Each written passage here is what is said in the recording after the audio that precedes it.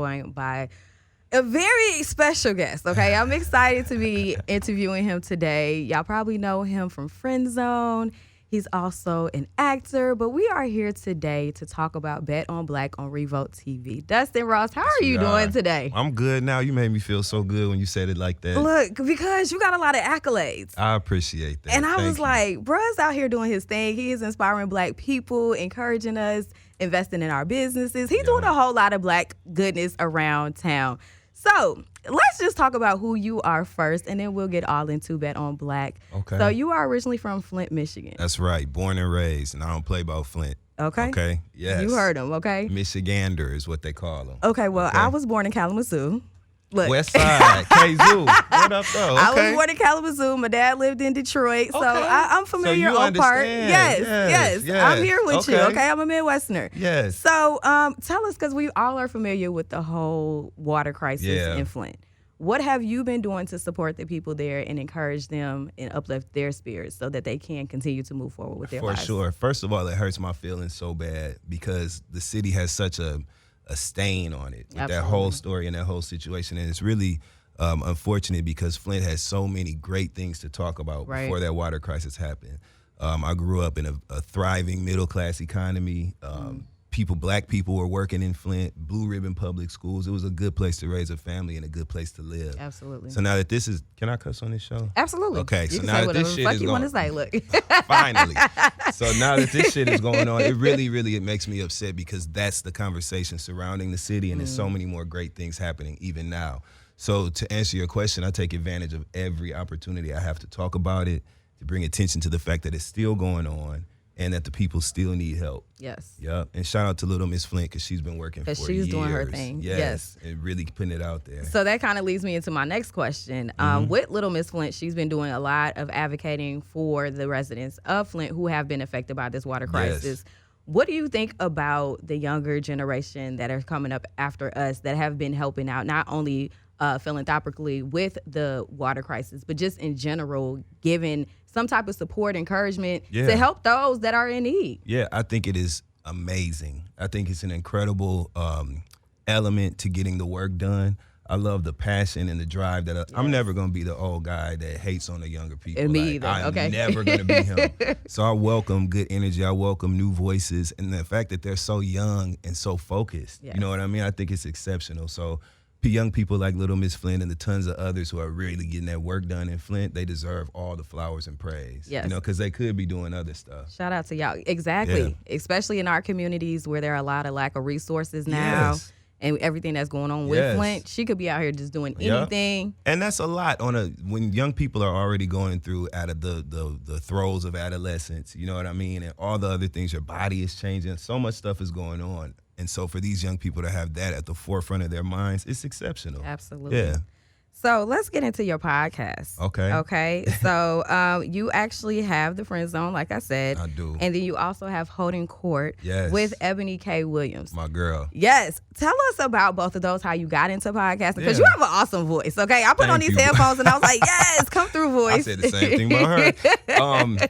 So podcasting has been such a blessing to my life. It's really opened so many doors of opportunity for me.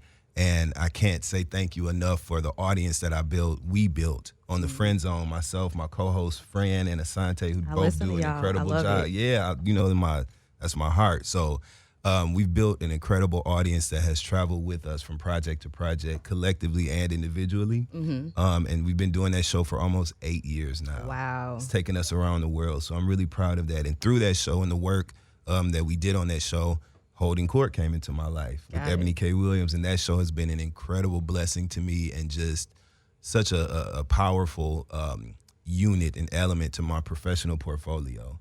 In addition to Ebony being my girl, we chilling for real. Like we formed a real friendship, and you know that's rare at work. Yes. I don't even know if you like them for real. Look, you know what I'm saying? I love them. These are my boys, okay? So if I didn't have them, if I didn't have them, we wouldn't have no video, we wouldn't have no audio. But it's bigger than that. It has to be bigger than that. So much bigger than that. And so both of those shows have really given me opportunity to show range, which is something that, you know, as a media professional yourself, we're so grateful for that. To be able to show what you can do, what you can talk about, and what you can offer an informed, keyword informed, opinion on. So Both of them have been really great. The Friend Zone came into my life through my work as an actor. I did an independent film called The Skinny in 2012. Wow. And through the Q&As after that film, I just took advantage of those Q&A sessions because it felt like it was an interview for me. You know what I mean? Like to be able to show other people what I could do. And I took advantage of that. And the right people were in the audience. And my dear friends, Kid Fury and Crystal from The Read were in the audience. Wow. Okay. And Loudspeakers Network wanted to develop a show with me from a guest spot that I did on The Read. Wow. So one domino knocked the other one right on down. I was just about to say the fruits of your labor start paying off. There you go. Look, coming full circle. So anybody who is either contemplating starting a podcast or they already have one and they don't know how to monetize off of it, what is some advice that you would give to them? Be consistent. That is the most important component to success in podcasting is consistency. Okay. You have to build that level of trust with your audience. They have to have an expectation that you meet. They have to be expecting the content, and then you have to deliver it. And once you create that cycle and you're consistent with it, you'll see the success. Okay. You just got to lean in. And it's a lot of people that have a lot of different factors that prevent them from being consistent, and that's real. You know, it's a lot of stuff going on in life, especially when you're trying to start something new and apply a whole new focus to, you know, an area that you may not be as savvy in. It's just consistency. Consistent, y'all. Stay consistent. Yep. All right, so we're going to switch gears and talk about Bet on Black. That's Let's what we're here for right now, Let's talk about it, yes. We on season 2. Yep. I've been watching it. Have you really? I have. Okay. And it's very inspirational because I'm a business owner. I'm a Black business owner. Yep. And sometimes it's like you're trying to get your business off the ground. You don't really know what to do. You think your idea might be stupid, but then you tune in and you see that you have judges like Remy Ma, Master P, Pinky Cole. Exactly. Yeah. And they're sitting there giving real advice and feedback. So let me ask you, first of all, why was it so important for you to have successful entrepreneurs, Black entrepreneurs, be on the show and be judges to give back that advice and support that some of these contestants need? You know, it's all about skill, knowledge, and encouragement. When you are around someone in a capacity, it's often intimidating, right, to present yourself for assessment or judgment of some sort, or to be judged by a panel that you deem worthy. But when you populate that judges panel with people who are knowledgeable, compassionate, okay, and give a damn about the success of these entrepreneurs, you get a different result. Absolutely. So it was so refreshing. And actually, Pinky Cole, shout out to Pinky Cole, right? That was a full circle moment for me because Pinky came on as a guest on the Friend Zone. We were cool with Pinky when she had a little spot in Harlem back in the day. And so to see her now become this mega mogul entrepreneur, Absolutely. you know, multi-millionaire, as she should be, it's so good to see. Absolutely. And when we met each other on set for Bet on Black season 2, we did that Spider-Man point thing, like what are you here? So it was really dope. And Pinky she's an incredible talent, as are the other judges. We had Remy Ma, Datavio, the CEO of Revolt. Yes. Ron Brown, one of the VPs from Target, who we partnered with on the show as well. Master P, what else can we say about him? Right. You know what I'm saying? He's touched everything possible, okay? And we had some good laughs on set together too. So it was just an incredible experience, and what better project to be part of than something that is really pushing Black entrepreneurs and Black business to the forefront. That's so beautiful. I'm very, very happy. It's a beautiful thing to Yeah. watch.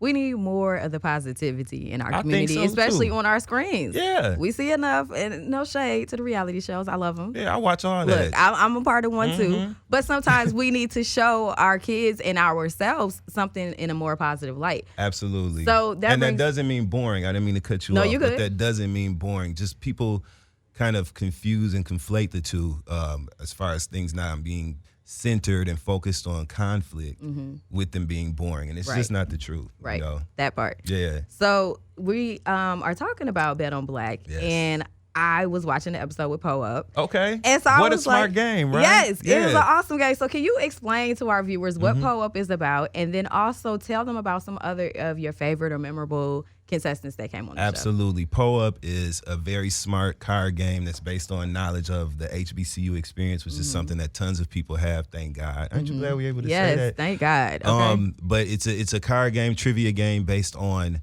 the collegiate experience at a HBCU, and when you get a question wrong or if you don't have an answer, you Poe up, you drink. So it's a great icebreaker for friends, groups of friends, or even people that you don't know at parties. It's a great way to kind of get to know each other. And it's so funny because all of the businesses were so smart. All of the entrepreneurs had such smart ideas.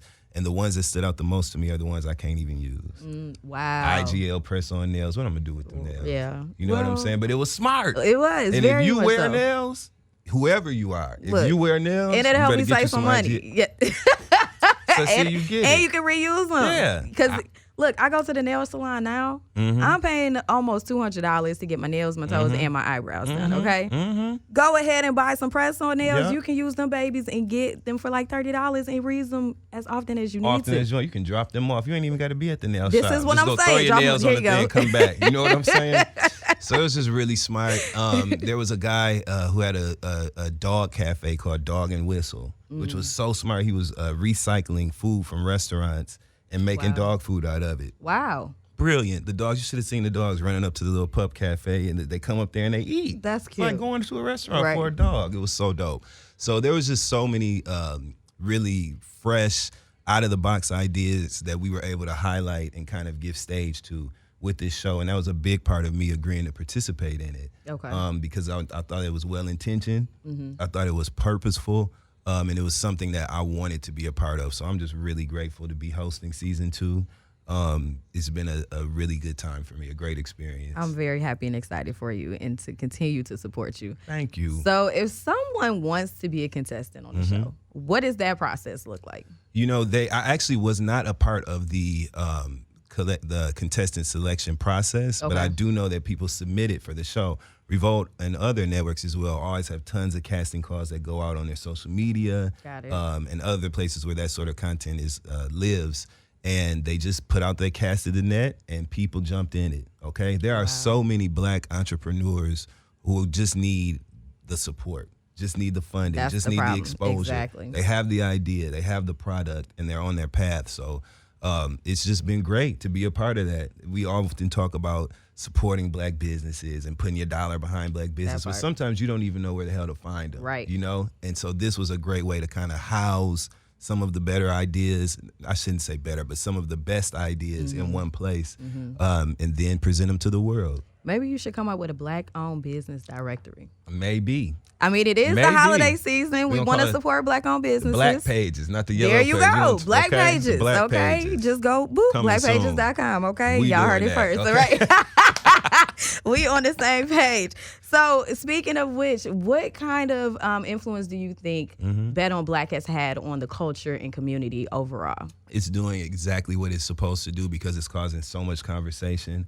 I keep getting hits and dings from people all over, literally all over the world that have watched this show, streamed it on Revolt's app, streamed it on YouTube, and they're so excited and inquiring about season 3 and how they can be a part of it. So anytime something resonates like that with an audience, and such a broad audience, right? It's a good thing. Yeah, and this again, you know, it's fantastic that we were able to put $200,000 behind the winner of this competition, but there's also an invaluable element of exposure that exists. Exactly. So like just because you may not have won this particular competition, you've been seen by all these eyes that can help you and propel your project and your idea forward. So it's just a good thing. So when you first got onto the show and they pitched the idea to you, did you think the show would reach or be as big as it is now, or what were your first thoughts? Look, I really, like I said, it was a smart idea, and being well-intentioned has been a kind of a pillar of my professional existence, right? I don't just say yes to anything, and I don't just involve myself in things just for the sake of or to be exposed. I kind of like for it to make sense. Right. And so if it don't make dollars, it don't make sense. Okay. And I ain't gonna make it. So, but this, like I said, when I got the first email and I read down the description, I was already familiar with the show. Target has been such an incredible partner for the Friend Zone podcast. Wow. So I was familiar with the great work that they were doing with their Black Beyond Measure initiative and some of the other stuff they had going on. And so when Revolt reached out with this particular project in collaboration with Target, it was a no-brainer for me. Like, I said, we giving black people money for good ideas? Why not? What time do I have to be in the studio? Might as well. Okay. So yeah, it worked for me. That's what's up. So what else do you have going on? I mean, I know we're towards the end of 2022, but what do you have going on for 2023? The best things that I have going on for 2023, I can't even talk about. Okay. But you know what? He getting that bag, y'all. That's what that means, okay? But you know what? I will say this, 2023 for me is shaping up to be a year of expansion and growth. I really want to kind of plant my roots in different areas of media and entertainment. And I'm looking forward to a new year to do just that. Okay, I hear you. And I'm going to come back and talk about that with you, Okay, too. that's what I was going to say. Yeah. You got to come back and make sure you tell me about everything once you can talk about it. As soon as I can talk, I'm going to sing. Okay, so are you located here in Atlanta? Nope, I'm in Harlem. I live in New York. Yeah, Okay. based out of New York. So when you come here to Atlanta, do you do a lot of business here? Because this is considered the Black Mecca. It is the Black Mecca. We actually filmed Bet on Black here in Atlanta. Oh, really? Yep. Okay. So when I come to Right, Atlanta. because Revolt's headquarters are here. Got it. And when I come to Atlanta, we work. It's work for me, and I love that. I love the fact that I can come to a black city with a black mayor, you know That what I part. mean, and really get to it. And there's a real thriving industry here for entertainment and media. So I like that. Yes, I love yes. coming to Atlanta. Okay, and tell our viewers how they can follow you on social media, stay in contact, up to date with all the booked and busyness that you got going on for 2023. I appreciate that. You can find me online at All Things Look at Dustin. And I used to hate that name because it came from, I've had it ever since I first made my Instagram account years ago when it first started. Because you didn't do anything but post pictures on there. Right. Now it's this huge. It's your marketing tool. Yeah. But look at Dustin. All things social media, Facebook, Twitter, and Instagram. Look at Dustin, and it's the best way to keep up with what's going on because we are looking at Instagram. Yes, we are. Yeah. And y'all make sure y'all check him out on Bet on Black every Monday at 9:30 on Revolt. That's right. And make sure you following InStyle Atlanta. Make sure you following Juicy Pop TV and me, Miss J, MISS Jordan _radio. Dustin, it has been a pleasure. Shout out to you. You're so good. You're a great interviewer. Thank you. I Great. appreciate I'm that. so comfortable. Look, I know that I just feel like I'm just having a conversation. Right. You want to keep on going? Okay. What we want? Look, what else we got to talk about? Let's go have cocktails and conversations, okay? Yes, thank you so much for having me today. No problem. And we really appreciate you. We know you're busy. You got so much that you could be doing right now, but you came and hung out with us for a few minutes, so I really appreciate you taking Wouldn't time have out it any your day. other way. Thank you all for having me. You are This very means a welcome. lot. And Yeah. y'all make sure y'all check him out on social media. Make sure you watching Bet on Black. And make sure y'all get them submissions in. If y'all got some great business ideas, I'm telling you. get them in there so we can see y'all. You and gotta let possibly them even know. me. Closed mouth don't get fed. Okay? We'll talk to y'all later.